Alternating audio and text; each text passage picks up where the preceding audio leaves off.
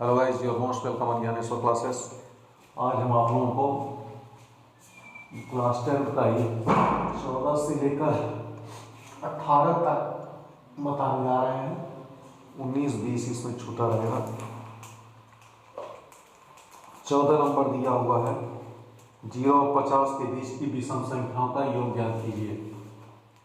तो 0 से 50 के बीच यानी कि 1 से हम शुरू करते हैं और 50 के बीच विषम संख्या ये 49 तक आता है, सॉरी 49 तक। तो हम देखते हैं इसमें एक सीरीज हमारी बनती है 1, 3, 5, 7 विषम संख्याओं की, और 49 तक अगर लेते हैं तो एक हमारी विषम संख्याओं की सीरीज बनती है। और इसी से हम क्या करेंगे, दूसरे पद में से पहला पद घटाने पर हमारा आ रहा है 3 में से 1 निकालने पर 2 आ रहा है, 5 में से 3 घटाने पर 2 आ रहा है, 7 में से 5 घटाने पर 2 आ रहा है। इस तरह से हमारा स्थानांतर सबका एक बराबर आ रहा है, D2 आ रहा है। यह नवा पद निकालेंगे तो n equal to a plus n minus 1 into डी, यानी कि 49 equal to 1 plus n minus 1 into 2।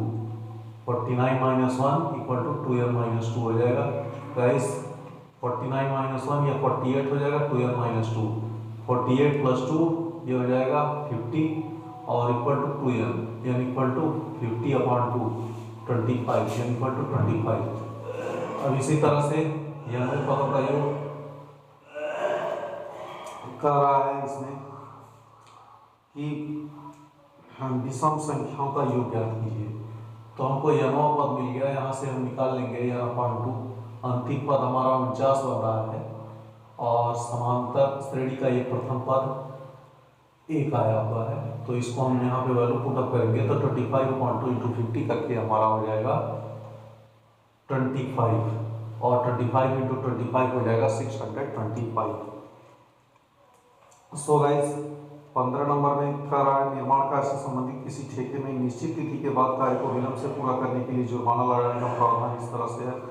पहले दिन के लिए 200 रुपये, दूसरे दिन के लिए 250 रुपये, तीसरे दिन के लिए 300 रुपये, अर्थात प्रत्येक उत्तरोत्तर दिन का जुर्माना अपने से ठीक पहले दिन के जुर्माने से 50 रुपये अधिक, और ठेकेदार को जुर्माने के रूप में कितनी राशि अदा करनी पड़ेगी यदि वह कार्य में 30 दिन का विलंब कर देता है। तो हमारा क्या है, 200 पहले दिन जुर्माना, दूसरे दिन 250, तीसरे दिन 300, चौथे दिन 350 रुपये जुर्माना लगा। तो इस हिसाब से यहाँ देखते ही ऐसा मालूम हो जाता है प्राइमा फेसाई तौर पर कि A जो है हमारा 200 होगा, D होगा 250 माइनस 200, इसको निकालेंगे तो ये 200 होगा। अभी यहाँ से तीसरे पद से दूसरा पद घटाए तब भी 50 रुपये आ रहा है, तो इसका मतलब D जो है हमारा होगा वो 50 यहाँ पे होगा। यस 30 30 दिनों का यस 30 ये हमको मिल गया यहाँ पर। और इस तरह से 30/2 2a plus n minus 1 into D है, तो 2 इंटू 200 प्लस 30 माइनस 1 इंटू 50 करके हम इसको सिंप्लीफाई करते जाएंगे और लास्ट में आ जाएगा हमारा 27,750। और इस तरह से जुर्माने की राशि हमको 27,750 रुपये 27,750 रुपीज पेड करना होगा जो ठेकेदार है। अब 16वां दिया है, किसी स्कूल के विद्यार्थियों को उनके समग्र शैक्षिक प्रदर्शन के लिए 7 नगद पुरस्कार देने के लिए ₹700 की राशि रखी है। यदि पुरस्कार अपने से ठीक वाले पुरस्कार से 20 रुपये कम है तो प्रत्येक पुरस्कार का मान ज्ञात कीजिए। यानी कि यह दोनों का योग जो SM है वो हमारा निकल गया। S7 वो दिया हुआ है 7 नगद पुरस्कार देने के लिए 700 रुपये की राशि। तो S7 इक्वल टू 700 हो गया, और 7 दिन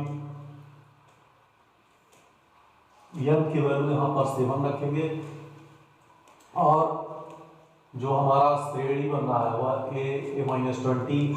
दूसरे दिन दूसरा पुरस्कार 20 रुपये कम बता रहा है, तीसरा पुरस्कार भी 20 रुपये कम कर देंगे। तो मान लेंगे पहला पुरस्कार A रुपये है, तो ये हमारा हो गया प्रथम पद, यानी कि A वो A ही हो जाएगा। और D जब निकालेंगे तो A-20 माइनस A, तो इस तरह से ये हो जाएगा हमारा कैंसल, और -20 यहाँ पे हमारा D हो जाएगा। अब यहाँ पर क्या करेंगे, n equal to n/2 into 2a plus n minus 1 into d से सॉल्व करेंगे तो 7/2 2a की जगह पर 2 a plus 7 minus 1 into minus 20, 2a plus 6 into minus 20 हो जाएगा, 2a माइनस 6, 26 और 120, तो 7 ये हो जाएगा 7 और ये 100, तो 2 इंटू 100 हो जाएगा 2a माइनस 120। अब यहाँ पे 200 हो जाएगा और 2a 200 प्लस 120, इसको जोड़ लेंगे तो हो जाएगा 320।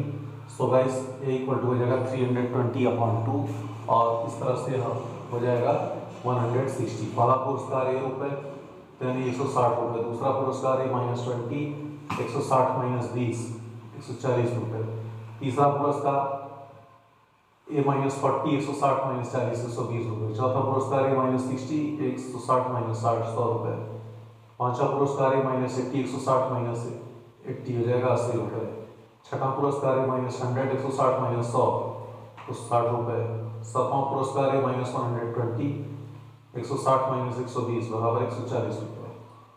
और इस तरह से ये हमारा 160 140 120 100 रुपये 80 60 140, इस तरह से एक बराबर ये हमारा सातों पुरस्कार हो गया। और ये हमसे सातों पुरस्कार पूछा जा रहा है कि कितने कितने मिलेंगे।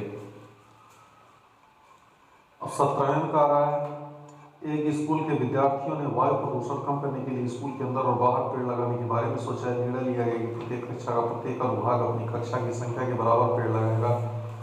उदाहरण, कक्षा 1 का अनुभाग 1 पेड़ लगाएगा, कक्षा 2 का अनुभाग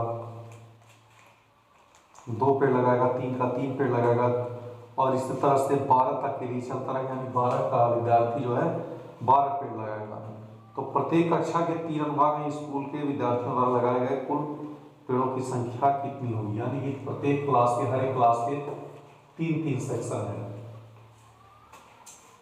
तो 1 के विद्यार्थी 3 पेड़, 3 हो गया, 2 के विद्यार्थी 6 पेड़ और इस तरह से ये हो गया। और एक कक्षा के 3 अनुभाग हैं तो यानी 3 में 12 का गुणा करेंगे तो 36 हो जाएगा। 12 तक के विद्यार्थी 36 पेड़ लगाते हैं और इस तरह से ये हो जाएगा 36। ये आपका देखिए 3 6 9 12 ऐसे भी एक सीरीज बन रहा है और लास्ट में यहाँ 36 तक जाएगा और इस तरह से ये आपका हो जाएगा यस a = 3 b = 3। यहाँ 6 - 3 करेंगे तो 3 आएगा, 9 - 6 करेंगे तो भी 3 आएगा, तो इस तरह से d = 3 हो गया। अब guys yes 10 = 12 n/2 × a + l, इसी फार्मूले से हम निकालें क्योंकि हमको अंतिम पद मालूम है। अंतिम पद हमारा 36 आ रहा है। जाहिर सी बात है एक क्लास के बच्चे 3 पेड़ लगा रहे हैं और इस तरह से 12 क्लास के बच्चे 36 पेड़ लगाएंगे तो अंतिम पद हमारा 36 होगा। और इस तरह से 2 6 12 और 3 + 36 ये हो जाएगा 39, तो 6 × 39 ये हो जाएगा 234। कुल लगाए गए पेड़ों की संख्या 234 आई। और 18वां सवाल निकाला है, केंद्र ए से प्रारंभ करते हुए बारी बारी से केंद्रों ए और बी को लेते हुए त्रिज्याओं 0.5 सेंटीमीटर 1 सेंटीमीटर 1.5 सेंटीमीटर 2 सेंटीमीटर वाले उत्तरोत्तर वृत्तों को खींचकर एक सर्पिल बनाया गया है जैसा कि आकृति 5.4 में दर्शाया गया है। तो 13 क्रमागत अर्धवृत्तों से बने इस सर्पिल की कुल लंबाई क्या है, पाई बराबर 22/7 कर दिया जाए तो गाइस n = 2πr/2 रखते हैं तो हो जाएगा ये 2 कटेगा तो लंबाई हो जाएगी πr। इसी तरह से देखिए यहाँ ए बिंदु मान करके अगर इसको खींचते हैं, यहाँ ए बी से यहाँ ये आ देते हैं तो इसको ये दूसरी आकृति बनेगी और इस तरह से n1 = पाई 0.5 हो जाएगा।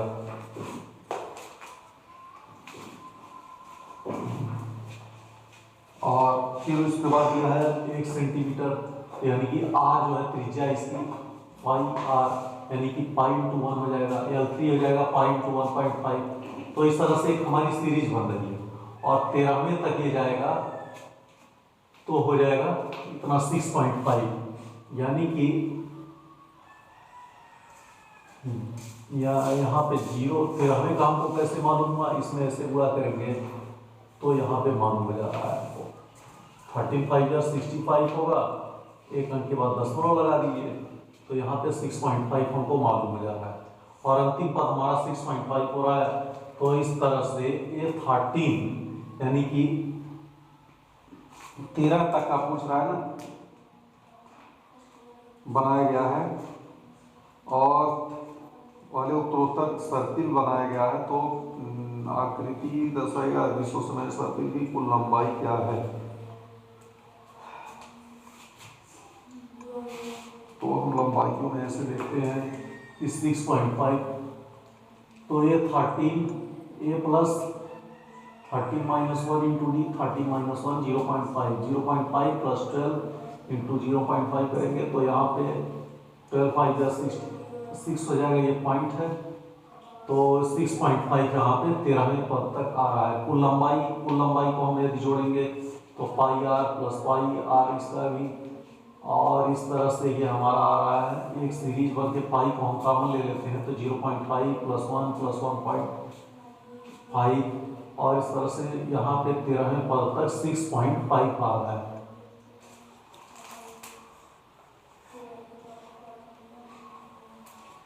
क्योंकि 13 क्रमागत वृत्त दे रहा है तो 13 क्रमागत तक का हमारा 6.5 आ रहा है।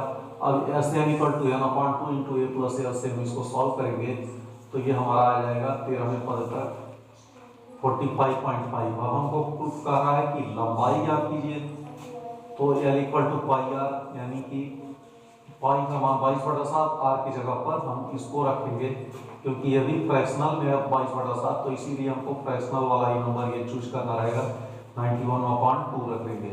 तो गाइस 2 11 जा 22 और 7 13 जा 91, तो 11 इंटू 13 करेंगे तो वह हो जाएगा 143 सेंटीमीटर आंसर।